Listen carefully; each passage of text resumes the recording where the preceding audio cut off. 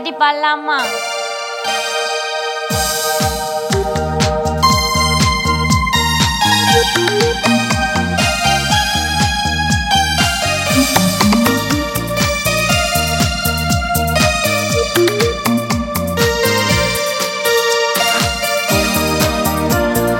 இயேசுவை போல அழகுள்ளோ யாருமில்லை பூவில், இதுவரை கண்டதில்லை காண்பதும் இல்லை. இயேசுவை போல அழகுள்ளோ யாருமில்லை பூவில், இதுவரை கண்டதில்லை காண்பதும் இல்லை. புராண அழகுள்ளவரை பூவில் எந்த வாழ்க்கையில் நீரை போதும் வேற வேண்டாம் எந்த நண்பர் இயேசுவை. மண்ணுக்காக மாணிக்கத்தை விட்டிட மாட்டேன், வேறும் மண்ணுக்காக மாணிக்கத்தை விட்டிட மாட்டேன்.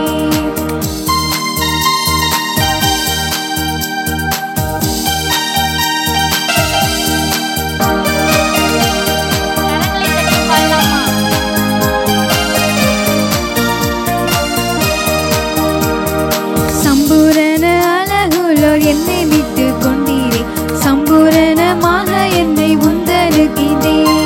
சம்பூரண அழகுள்ளோர் என்னை மீட்டு கொண்டீரே, சம்பூரணமாக என்னை உந்தருகிறே. பூரண அழகுள்ளவரே பூவில் எந்த வாழ்க்கையதில் நீரே போதும் வேண்டாம் எந்த நண்பர் இயேசுவே. மண்ணுக்காக மாணிக்கத்தை விட்டிட மாட்டேன், வேறும் மண்ணுக்காக மாணிக்கத்தை விட்டிட மாட்டேன்.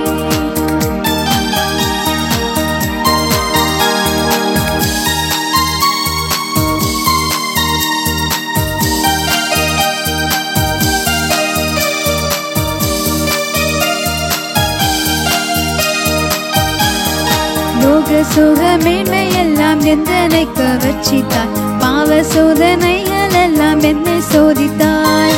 லோக சுக மேன்மையெல்லாம் எந்தனை கவர்ச்சித்தாய், பாவ சோதனைகள் எல்லாம் என்னை சோதித்தாய். பூரண அழகுள்ளவரே பூவில் எந்த வாழ்க்கையது நீரே போதும் வேறே வேண்டாம் எந்த நண்பர் இயேசுவே. மண்ணுக்காக மாணிக்கத்தை விட்டிட மாட்டேன், வேறும் மண்ணுக்காக மாணிக்கத்தை விட்டிட மாட்டேன், வேறும் மண்ணுக்காக மாணிக்கத்தை விட்டிட மாட்டேன். ஹாய் ஃப்ரெண்ட்ஸ், இப்போ உங்களுக்கு ஒரு பைபிள் குயிஸ். ரெடியாக இருக்கீங்களா? ஓகே. முதியோர் தனக்கு சொன்ன ஆலோசனையை தள்ளிவிட்டு வாலிபர்களுடைய ஆலோசனையை கேட்டு தன் தேச ஜனங்களுக்கு பதில் சொன்னதினால் தன் ராஜ்யம் பிரிய காரணமாயிருந்த ராஜா யார்?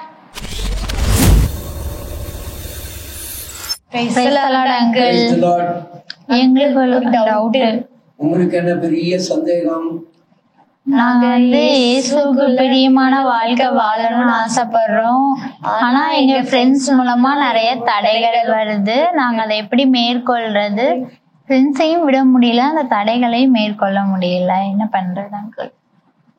இது உங்களுக்கு மட்டும் இல்ல, இதே மாதிரி அநேகருக்கு வாலிபர்கள் எல்லாருடைய வாழ்க்கையிலையும் இதே சூழ்நிலை வருகிறது. ரெண்டு காரியத்தை நீங்க சரியா அறிந்து கொள்ளணும். ஃப்ரெண்ட்ஷிப், அடுத்தது ஃபெல்லோஷிப். நம்முடைய ஐக்கியம் இயேசுவோட சரியா இருக்கணும். இயேசுவை பின்பற்றுகிற உங்களை போன்ற வாலிபர்கள் பெரியவர்களோட சரியா இருக்கணும். நம்ம ஐக்கியம் சரியா இருக்கிறதுக்கு முக்கியமான ரெண்டு காரியம். ஒன்று வேதம், அடுத்தது ஜபம். வேத வாசிப்பையும் ஜபத்தையும் ஒருபோதும் விட்டுவிடக் கூடாது. அதை முக்கியத்துவமா, அதை உங்களுடைய வாழ்க்கையின் பிரதானமா வைத்துக் கொள்ளணும். இரண்டாவது, நண்பர்களை தெரிந்தெடுத்தல் ரொம்ப முக்கியமான ஒன்று. You tell your friend I tell யூன்னு ஒரு ஆங்கில பழமொழி சொல்லுகிறது. உன்னுடைய நண்பர்கள் எப்படியோ அப்படி நீ மாறி விடுவாய். ஆகையினாலதான் அப்போஸ்தலர் 2:40 பேதுரு சொல்லுகிறார், மாறுபாடான இந்த சந்ததியை விட்டு விலகி. அப்போ மாறுபாடு உள்ள நண்பர்கள் இருக்காங்க இல்லையா? வித்தியாசமான நீங்க ஏற்றுக்கொண்ட இந்த இயேசுவின் வாழ்க்கைக்கு, இயேசு கிறிஸ்துவின் வாழ்க்கைக்கு மாறுபாடானவங்க இருக்கிறவங்களை விட்டு நாம கண்டிப்பா விலகணும். அப்படி விலகும் போது பரிகாசங்கள் வரும். அதை குறித்து நாம் எந்த வகையிலும் என்ன செய்யக்கூடாது? வெட்கப்படக்கூடாது. 1ஆம் சங்கீதம் 1வது வசனம் உங்களுக்கு தெரியும் இல்லையா? துன்மார்க்கருடைய ஆலோசனையில் நடவாமலும் பாவிகளுடைய வழியில் நில்லாமலும் பரியாசக்காரர் உட்காரும் இடத்தில் உட்காராமலும். இது நமக்கு எதை சுட்டி காட்டுது? பாவிகள், துன்மார்க்கர், பரியாசக்காரர் இப்படிப்பட்டவர்களுடைய வழிகளை விட்டு நம்ம என்ன செய்து விட வேண்டும்? விலகி விட வேண்டும். அவர்களுக்கு நம்ம தூரமாக்கி விட வேண்டும். நிச்சயமா தேவையில்லாத நண்பத்துவத்துக்கு நம்ம கத்திரிக்கோள் வைத்தே ஆகணும். அதை வெட்டியே ஆகணும். அப்படி வெட்டும் போது நமக்கு பரிகாசங்கள் வரும். பரிகாசம் பண்ணுவாங்க. அதை குறித்து வெட்கப்படவே கூடாது. நான் சேட் பண்ண மாட்டேன், நான் இன்ஸ்டாகிராம்ல எல்லாம் தேவையில்லாத காரியத்துல, பேஸ்புக்ல எல்லாம் சம்பந்தம் இல்லாத நபர்களோட பழக மாட்டேன், இப்படிலாம் நீங்க தீர்மானம், இப்படி அநேக காரியங்கள்ல நான் லவ் பண்ண மாட்டேன், இப்படிலாம் நீங்க தீர்மானம் பண்ணும்போது உங்களை கேலி பண்ணுவாங்க இந்த உலகத்துல. நீங்க அதை குறித்து எப்படி இருக்கணும்? ரொம்ப ஜாக்கிரதையா இருக்கணும். தைரியம் அதை ஃபேஸ் பண்ணணும். வெட்கப்படக்கூடாது.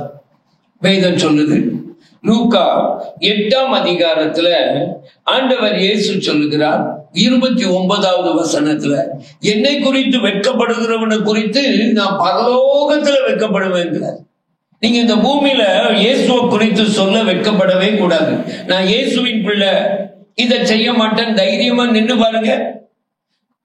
இப்படிப்பட்ட பரியாசம் பண்றவங்க எல்லாம் ஒரு நாள் உங்க மூலம் நீங்க அறிந்த இயேசுவை அறிந்து உங்களை தேடி வருவாங்க. நீங்க அவங்களுக்கு இயேசுவை குறித்து சொல்லலாம்.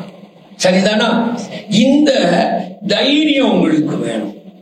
இந்த தைரியத்தோட நீங்க ஆண்டவருடைய பிள்ளைகளை வாழும் போது சாட்சியா வாழணும். எப்படி வாழணும்? சாட்சியா. ஆமா. அடுத்து சாட்சிய தைரியமா சொல்லணும் மற்றவங்களுக்கு. நான் இயேசுவின் பிள்ளை, நான் உங்களை போல கல்லூரியில மாணவனா இருக்கும்போது இப்படி தைரியமா சொன்னதுனால நிறைய உங்களை போல மாணவர்களை மாணவிகளை ஆதாயம் பண்ண முடிந்தது. நீங்களும் அப்படி ஆதாயம் பண்ண ஆண்டவர் கிருபை தரணும். அப்படி செய்ய நீங்க தீர்மானிப்பீங்களா? தீர்மானிப்பாங்க. Very good. ஃப்ரெண்ட்ஸ், இப்போ ஒரு குயிஸ் கேட்டோம்லே, அதுக்கு ஆன்சர் என்ன பார்த்துடலாமா? 1 ராஜாக்கள் 12ஆம் அதிகாரம் 13ஆம் வசனம் முதல் 19ஆம் வசனம் வரை. யார் அந்த ராஜா தெரியுமா? சாலோமோனின் குமாரனாக ரெகொபெயாம். கிருபையின் ஊழியங்களின் தரிசன இளைஞர் வாலிபர் சிறப்பு நிகழ்ச்சியின் மூலம் உங்களை சந்திப்பதிலே மிக்க மகிழ்ச்சி அடைகிறோம். இந்நிகழ்ச்சியை காண்கிற யாவரையும், சிறப்பாக வாலிப தம்பி தங்கையர் யாவரையும் இயேசு கிறிஸ்துவின் இனிய நாமத்திலே அன்போடு கூட வாழ்த்துகிறோம். நீங்கள் கடந்து வந்த வருடங்களை நீங்கள் திரும்பி பார்ப்பீர்கள் என்று சொன்னால், உங்கள் பாலர் பருவத்திலிருந்து உங்கள் பள்ளி பருவத்திலே உங்களோடு கூட பழகின நண்பர் வட்டம், நீங்கள் தொடர்ந்து உங்களுடைய கல்வி மேல்நிலைக்கு செல்லும் பொழுது உங்களுடன் நட்புடன் இருந்த சிநேகிதர்கள், கல்லூரியில் உங்களுடன் பழகிய உங்கள் நண்பர் வட்டத்தில் உள்ளவர்கள், நீங்கள் இன்னும் வேலைக்கு சென்ற பின் நீங்கள் சார்ந்து கொண்ட நண்பர் வட்டங்கள், இவைகளையெல்லாம் சற்று சிந்தித்து பார்ப்பீர்கள் என்று சொன்னால், ஒவ்வொரு நிலையிலும் ஒவ்வொரு காலங்களிலும் வெவ்வேறு விதமான நண்பர் வட்டத்தை நீங்கள் உடையவர்களாய் இருந்திருப்பீர்கள் என்பது உங்களுக்கு தெரிய வரும். ஒவ்வொரு நிலையிலும் நண்பர்கள் மாறிக்கொண்டே இருக்கிறார்கள். ஏனென்றால் உங்கள் விருப்பு வெறுப்பு, உங்களுடைய பழக்க வழக்கங்கள், இவைகளை பொறுத்து உங்களுடைய சிநேகிதர்கள் மாறிக்கொண்டே வந்திருப்பார்கள். இந்த சிநேகிதர்கள் எல்லாம் ஒருவேளை மாறி போகிறவர்கள், மறந்து போகிறவர்கள், ஒருவேளை மறைந்து கூட போகிறவர்களாய் இருப்பார்கள். வேத புத்தகத்திலே சிநேகிதர்களை குறித்து அநேக காரியங்கள் சொல்லப்பட்டிருக்கிறது. நிந்திக்கிற சிநேகிதர்கள், நிதானம் இழக்கிற சிநேகிதர்கள், காயப்படுத்துகிற சிநேகிதர்கள், காட்டிக் கொடுக்கிற சிநேகிதர்கள், துரோகம் பேசுகிற சிநேகிதர்கள், விரோதிகளாய் மாறிய சிநேகிதர்கள், பரியாசம் பண்ணுகிற சிநேகிதர்கள், முகத்தை கருக்கி விடுகிற சிநேகிதர்கள், இப்படி அநேக சிநேகிதர்களை குறித்து வேதம் சொல்லுகிறது, கற்றுக் கொடுக்கிறது.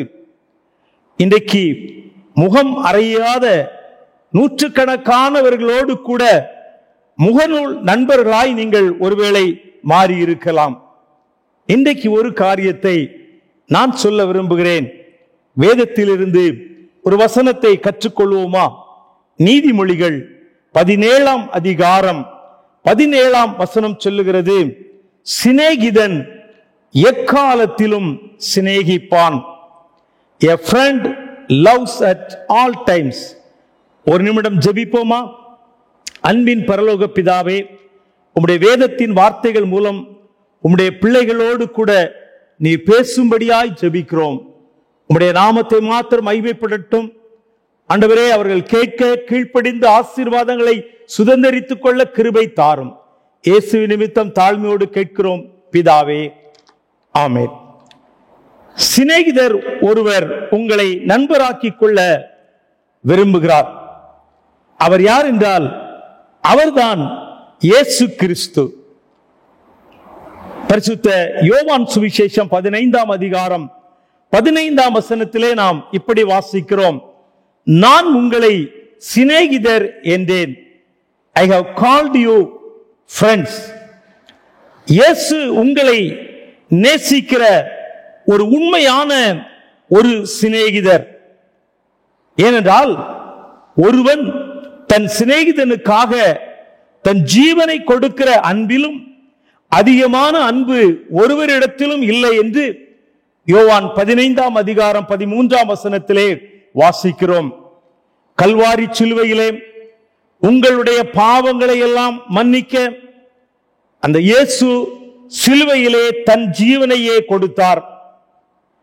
என் பாவங்களுக்காக நான் மரிக்க வேண்டிய இடத்தில் இயேசு என்ற என்னுடைய சிநேகிதர் மரித்தார்.